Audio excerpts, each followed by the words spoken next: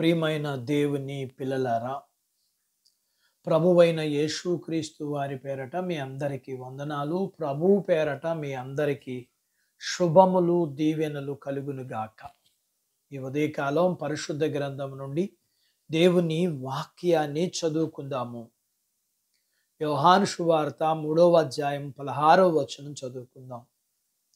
దేవుడు లోకమును ఎంతో ప్రేమించెను, కాగా ఆయన తన అద్వితీయ కుమారునిగా పుట్టిన వాని యందు విశ్వాసముంచు ప్రతివాడును నశింపక నిత్యజీవం పొందినట్లు ఆయనను అనుగ్రహించెను. దేవుడు తన మాటలు మనందరి కొరకు దీవించునుగాక. ఆమేన్. ప్రియమైన దేవుని పిల్లలారా, ఆకాశంలో ఎన్ని నక్షత్రాలు ఉంటాయి?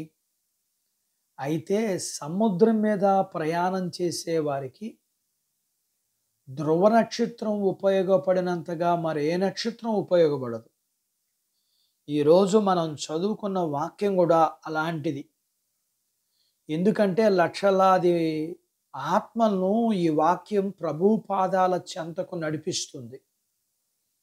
బైబిల్లో ఈ వాక్యం బాగా పనిచేస్తుంది.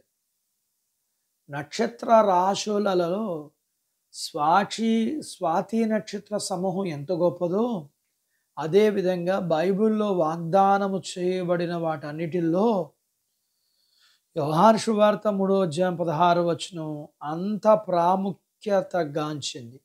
అందులోని ప్రతి మాట ప్రత్యేక రీతిలో ప్రకాశిస్తుంటుంది. ఇక్కడ మనం ఎంతో అన్న మాటతో కలిపి దేవుని ప్రేమను చూస్తాం. ఎందుకంటే ఎంతో అన్న మాట దేవుని ప్రేమలోని గొప్పతనాన్ని మనకి వివరిస్తుంది. ఆ తర్వాత సకల విధమైన గొప్పతనంతో ఉచితంగా మనకి ఇవ్వబడిన దేవుని బహుమానం గురించి ఆలోచిద్దాం. ఈ బహుమానం దేవుడే. దానికి విలువ కట్టడం అసాధ్యం. పరలోకపు అద్వితీయ కుమారుడిగా ఈ లోకానికి వచ్చాడు. మనుషుల మధ్య నివసించి మన నిమిత్తం ప్రాణం పెట్టేంత బహుమానాన్ని ఈ ప్రపంచం స్పష్టంగా చూడలేకపోయింది. అయితే ఈ 3 విషయాలలో సంపూర్ణమైన వెలుగును చూస్తాం. వాక్యములో మనం చూడవలసింది ఏమిటి? 1 విశ్వాసం, 2 రక్షణ, అనగా రక్షణ మార్గానికి త్రోవను చూపిస్తుంది. 3 ఈ రక్షణ మార్గం మానవుల పశ్చాత్తాపానికి సరిపోతుంది. విశ్వాసం అనే మాట కుమారుని యందు విశ్వాసముంచు ప్రతివాడును అని వివరిస్తుంది. అలాగే ఈ వాగ్దానంలో ప్రతివాడును అనే మాటను బట్టి ప్రపంచంలో ఎంతోమంది ప్రభు ప్రేమను అనుభవించగలుగుతున్నారు. అంతకుముందు ఇలాంటి వారంతా లోకంలో ఎటువంటి ప్రేమను అనుభవించిన వారే. ఇంకా మరొక మాట నశింపక అనేది, ఇది కూడా గొప్ప వాగ్దానం. దేవునిలో ఉన్న విశ్వాసులు ఎన్నటికీ నశింపక నిజ జీవాన్ని పొందుతారు.